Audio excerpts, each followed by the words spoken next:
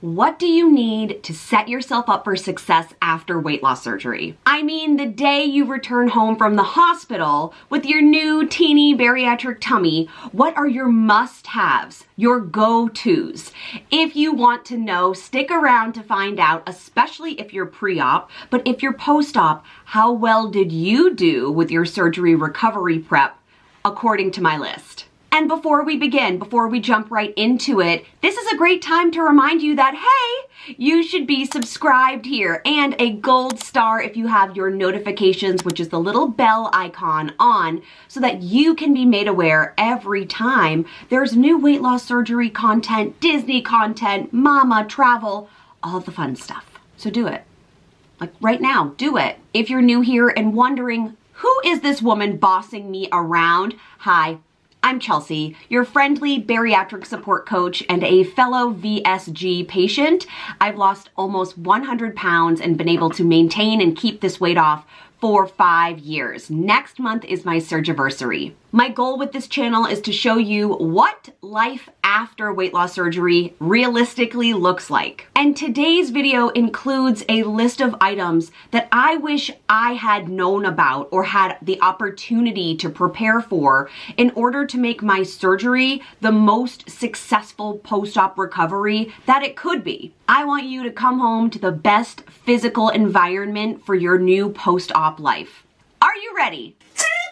The first thing you need to do is design your recovery space. This could be a primary bedroom, a guest bedroom, a living room space, a family room chair. Honestly, it doesn't matter, but it needs to be a place where you can post up for the next 1 to 2 weeks while you're in recovery mode. Ideally, this location does not include you needing to climb stairs both up or down to get to it. I would love it if you could avoid having multiple recovery spaces, because that means you would need to duplicate what's going on here, and in order to save yourself money, time, and energy, pick one, choose one. And a little hot tip here, if you have reflux of any kind before surgery, I'd recommend leaning into the upright chair situation, something comfy that you can sleep in, because that tends to be exacerbated by surgery immediately post-op, and you will likely be more comfortable sleeping in a sitting up position for a little while. Now, within this space, you are going to need a side table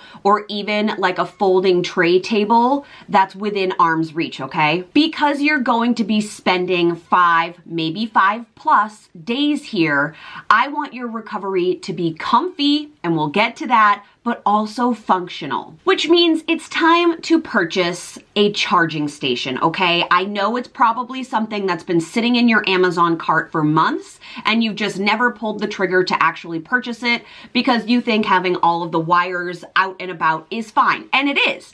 However, for your recovery, I don't want you to need to bend over to plug things in, and a very aesthetic charging station alleviates that need. This is going to be for your phone, your tablet, your AirPods, your watch potentially, all of the gadgets that you're going to want over the next week or so. You need this go-to spot so that you can plug everything, charge everything, and not need to bend over to agitate your stitches while they're charging and then you want to reach for them. Let's talk self-care, my favorite topic, and you know it. Now, yes, your rest and recovery is self-care. In fact, having surgery is self-care. But what I mean by this version of it is how to incorporate it into your recuperation stage. Now is the time to pamper yourself from home. Based on the type of self-care you like, this could mean new nail polish so that you can give yourself an at-home manicure.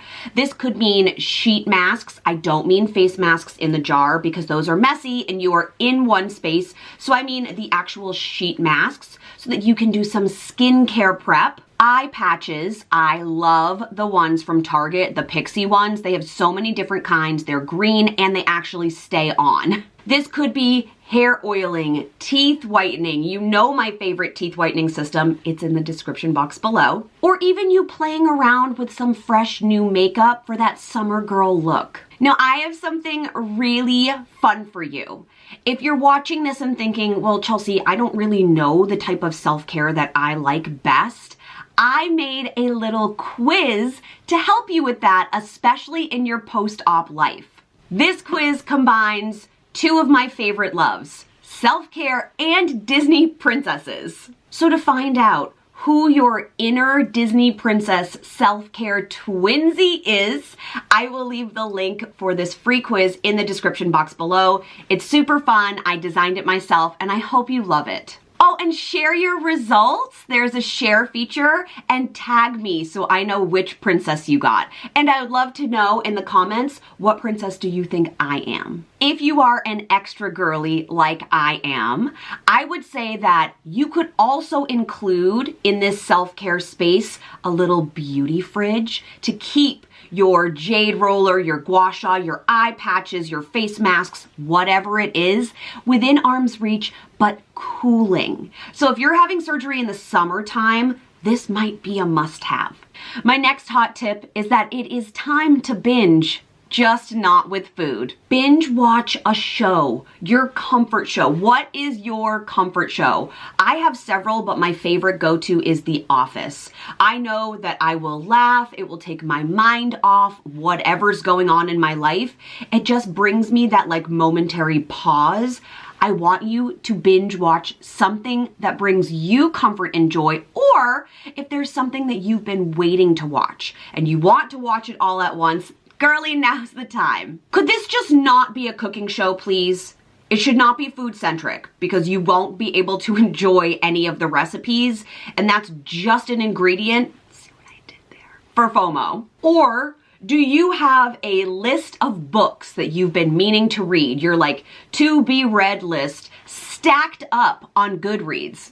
I know I'm not the only one. Now is the time. Grab these from the library. Have a stack waiting for you when you come home from the hospital. Or if you like audio, you could listen to these. Close your eyes, take your sips, and listen to the books that you've been meaning to listen to. Please do yourself a favor and use this time to rest. I know that a lot of people, including some of my clients, have said, I can work from home in this time. Take your days. Take care of yourself because you're setting yourself up for a lifetime of success in these 5 days. What's on your binge watch or read list?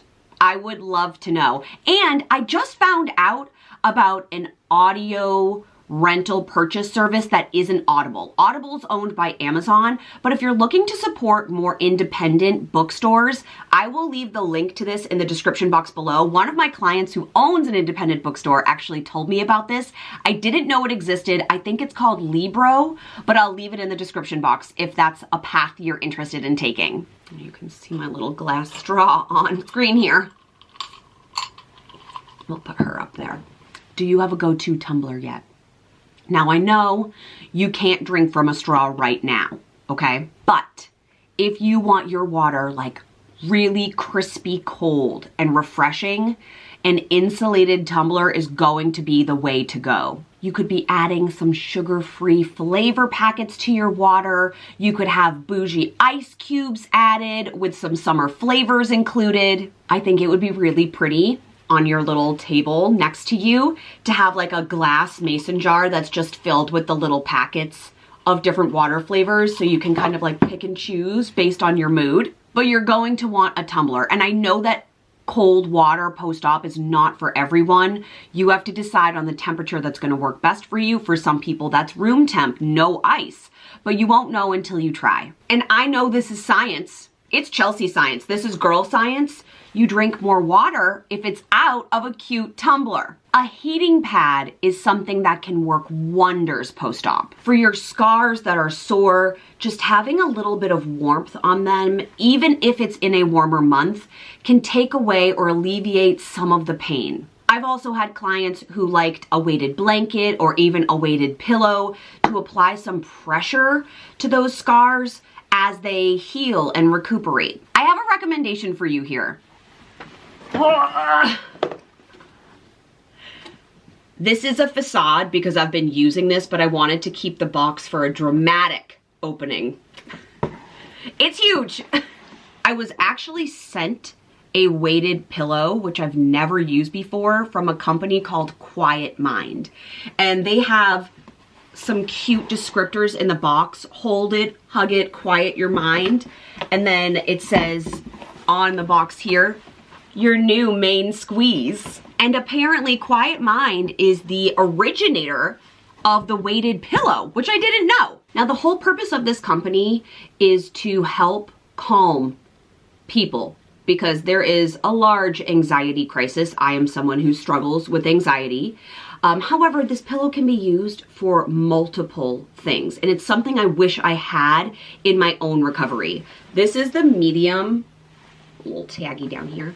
This is the medium. She's 9 pounds. I would probably go down to the small size after surgery, which is 6 pounds, because 9 would feel like a lot of pressure on such a tiny tummy, but 6 is absolutely doable. When I was researching this company, I learned that there's a science called deep pressure stimulation, DPS for short, that the purpose of something weighted, like a blanket, which isn't really portable and can often be too heavy, or like a pillow, which can be hugged and taken on the go with you and brought into your recovery space, is to alleviate anxiety and provide a sense of calm. This can be used to help people who have ADHD, who suffer from anxiety or insomnia. And I love that they market this pillow toward people who are lonely, because having something to hug and hold close to your heart can alleviate a sense of loneliness. So not only